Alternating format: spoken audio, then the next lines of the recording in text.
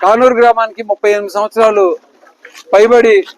సర్పంచ్ గా వ్యవహరించినటువంటి మా తాతగారి విగ్రహం నెలకొల్పినటువంటి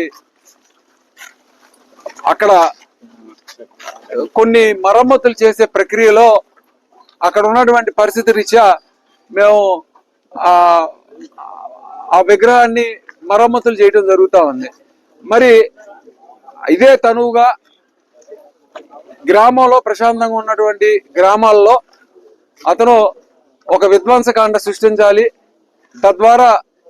లబ్ధి పొందాలనేటువంటి ఆలోచనతో కుయుక్తులు పొంది ఒక 40-50 బళ్ళు వేసుకొచ్చి ఒక ఊరేముగా వచ్చి ఒక దమనకాండకి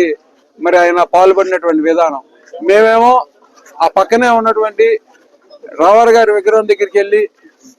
మేము వైసీపీ జెండాలు కట్టటే ఎంత అసభ్యంగా ఉంటుందో అదేవిధంగా మా తాతగారి విగ్రహానికి తెలుగుదేశం జెండాలు పాతటం అంతే అసభ్యకరంగా ఉంటుందని మా గ్రామస్తులందరం కూడా కూడబలుకుని చేస్తే వాళ్ళందరినీ రెచ్చగొట్టే విధంగా బయట నుంచి ఓ 40 బళ్ళు వేసుకొచ్చి అక్కడ ఆయన సృష్టించినటువంటి వీరంగం చూస్తా ఉంటే ఆయన కావాలని ప్రశాంతంగా ఉన్నటువంటి వాతావరణాన్ని పాడు చేసే విధంగా అతను మరి చేస్తా ఉన్నాడు. మరి మేము ఎంత శాంతియుతంగా ఉన్నా కూడా ప్రివెంటివ్ మెజర్ కింద మరి మా ఇళ్ళకాడ మేము ఉంటేనే మమ్మల్ని అరెస్ట్ చేసి తీసుకొచ్చి మరి ఆయన్ని అక్కడ ప్రోత్సహించి విగ్రహాలు పక్కనే మా విగ్రహం పక్కనే మళ్ళా ఆయన తెలుగుదేశం జెండా దిమ్మలు కట్టేటువంటి పరిస్థితిని పోలీసుల దగ్గరుండి కట్టించేటువంటి పరిస్థితి తెరలేపారు.